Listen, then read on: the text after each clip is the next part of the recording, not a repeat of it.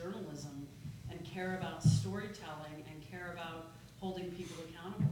I think it's harder than it's ever been. And what does that mean to our future, I guess is my question. If that well dries up, and it's more and more difficult to find people who are really going to drive the business from a quality point of view and from a journalistically driven point of view, what does that portend for our business? It means we got to work harder. It means we have to shout from the rafters on college campuses. It means we got to advocate for our business. You know, our business is under attack. Let's face it, whether it's from a president or a hedge fund, it's under attack. And so those of us who believe in it have got to shout from the rafters how important it is. You know, and I think you see a lot of newspapers doing that right now. I give them a lot of credit. New York Times, Washington Post, Denver Post. I mean, how courageous was that to spend their entire editorial page section on a Sunday? I read that not knowing, because I didn't see it on digital, and I was just amazed. We have to have courage to do things like that. Well, I think Denver is a destination market, and you would think that a lot of people want to get here, and we get probably 80 to 100 applicants sometimes for jobs, and I can't speak for you guys, but I have to go out and recruit a lot of times on my own and go out and find the people because I don't have enough people in that pool of applicants that is what I want for the position. So a lot of times I have to go out and recruit on my own or make calls or watch tapes in different markets and find those people and call them. It was especially true in Wichita, because who wants to go to Wichita, right? The struggles are real there sometimes. So I really had to fight to get people that were good to come work for us. And we ended up finding some great people, but it's relying on us to spend those. It's the most important thing we do other than teach, probably, is to hire fantastic people. So we got to do what we got to do. It's also really important to keep them. You know, you'll still find people who are coming out of school, and we'll still have a lot of applicants for no matter what the position is, but then how do you keep the people? It's not necessarily like, I've always wanted to work at such and such station, I always wanted to be in Denver. Always wanted to move to Denver. It doesn't take as many steps maybe to get to Denver, and it's no longer, you know, for broadcast producers, well, let's face it, you don't have to work overnights. You don't have to work weekends, and people are realizing that. They're like, yeah, no, I'm not really, I've been in the business for 2 years, but I don't want your overnight position because that's not good for my life. So how do you do things for people that do make their lives better? You know, whether that be working on projects or things like that get people to, you know, different schedules, different kind of a job structure, because it's just not the glamorous place to be, and there's not an attachment to any of the stations in terms of like, I'm really invested in this, you know, legacy news organization. It's not there anymore. I'd like to ask all four of you, what's the trend? What's getting eyeballs now? What are people clicking on? Seems to me like you're looking a lot. What's happening now is local heroism, positivity. I think advocacy is a huge thing, holding people Advocacy, accountable. sure. Pregnant elk, pregnant. Wait, what happened to that elk? Pregnant elk. Do we have a baby elk? Not yet. Well, we don't know. They've got to see. Nature is happening to the, So what are people, how are you fashioning your news around what people want to read about and see? Want to jump in, Baker? Yeah. I mean, I think that, you know, we don't, that's not how we necessarily build up the newscast. Now, the website, you know, a story will get put on our website that just takes on a life of its own sometimes. You know, because an example, or, you know, some of these things, the guy who peed on this passenger in front of him on that airplane, I mean, we had like 1 million page views on that in a day. And, you know, that was not a story that we played aggressively in our newscast, but it got a lot of traction online. So they are, you know, part of the same ecosystem, but they're different types of audiences, and we try to be cognizant of that, I guess. But I would say that, you know, when we look at our top 5 things that are on the site, and you know, you're constantly monitoring that data, you know, there are those types of stories that get spread and get a lot of traction. But a lot of the things that are still in the top 5 are, you know, I say this in a really heartening way, are the stories that we produce, you know, that we've written either for the site or that we produce, you know, additional content for the page, and people are coming, you know, for that content. And the sad thing is that people really like to read the goriest crime story that exists, but they constantly complain about not wanting to see that in a newscast. So where is that? But the more detail, the more interested they are. Thankfully, they are also really interested in advocacy and investigative and unique content and something that's funny and emotional and something they can attach to. But sometimes in a morning meeting, you look at the chart from around the country, and it's like, oh my God, that's not a story we want to do today. But everybody's looking at it, and it's probably the most horrific thing that happened. Yeah. Question back here. Yeah, so on the subject of consolidation, 3 weeks ago in this room when it was packed, the title of that event was How to Save the Denver Post. I know you four have definitely said specifically that you don't need saving, or that you're at least not dying. But I'm sitting here wondering how you all feel about your ownership model, because as we all probably know, that saving of the Denver Post is referring to its very owners. So how do you, in an increasing world of consolidation, whether you're owned by Tegna or Tribune or Sinclair, how do you feel about that structure? And also, do you think that there is some sort of feasibility in being independent in this world, in this media landscape?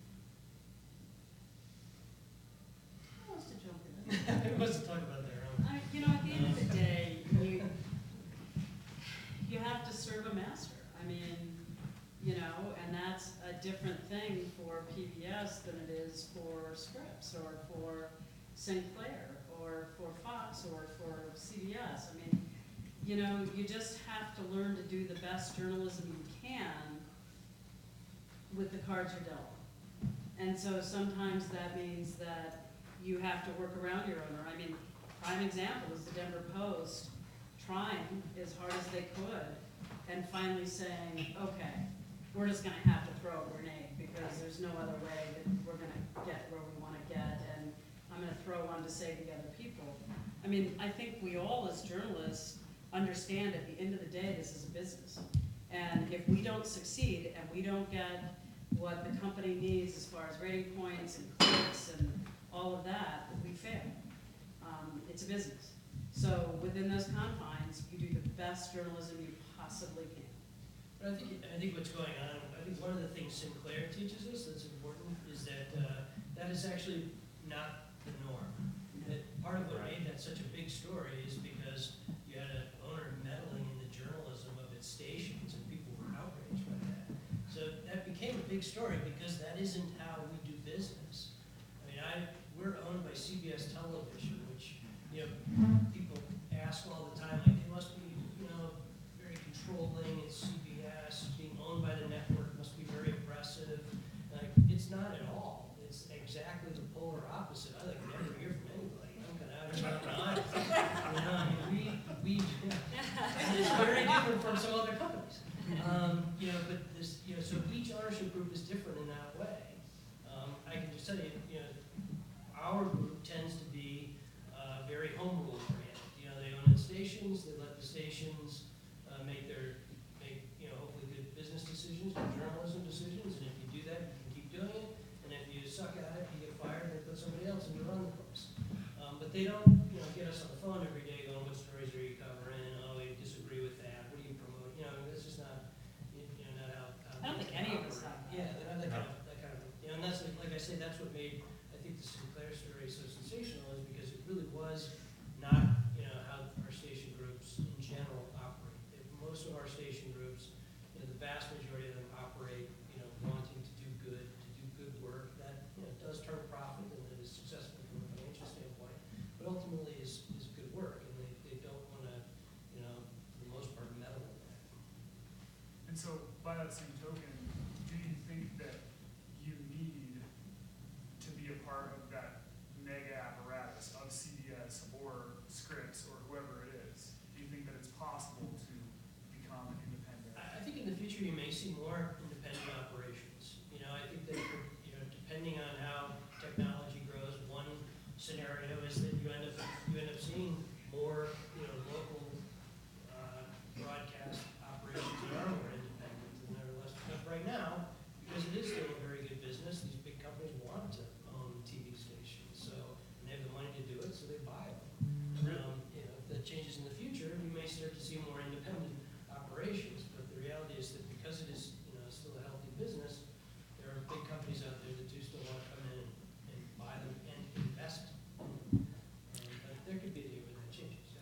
think the one thing you have to keep in mind is a local station's survivability in many cases is their network relationship.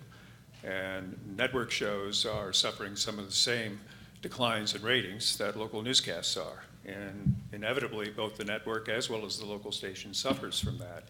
So, and I think we all would admit that some of the best television shows today are not on the primary networks. They're on the alternative networks because their revenue model in today's world is a more robust one. But what I would keep my eye on is the consolidation issue. We don't have leveraged outfits here in Denver that have to lay people off in order to pay the bank. That's what happened with the Post. But there are markets where there are leveraged large companies that could very well find some difficult times. And one of the first things they're going to do is to cut cost. And the primary costs are human resource costs. And if that starts to happen, you're going to see a little bit of the same evolution you saw in the newspaper business. But one thing to remember about newspapers, they don't have the same technological opportunity to reduce costs that we have. You still have presses and paper and ink and people delivering papers, and that's pretty much the way it's always been done. And in 1996, there was a guy by the name of Craig Newmark who decided to put together an email chain with his friends to sell things, and discovered that other friends wanted to participate, and it became Craigslist. And in the course of 10 years, what was a 30 to 40% margin business for most local papers was essentially taken away. And that really began the decline of the newspapers. Something that represented a huge margin for them was no longer available to them. And they didn't, the only way they could deal with it really was to cut people. I mean, they could reduce the size of the paper, they could do a few fewer pages so that they didn't have the same paper costs, but those were limited at some extent. So what we need to keep an eye on is, do we begin to see consolidation in smaller markets because of the economic conditions and because of the leverage of some of the companies that own stations? And how does that begin to impact?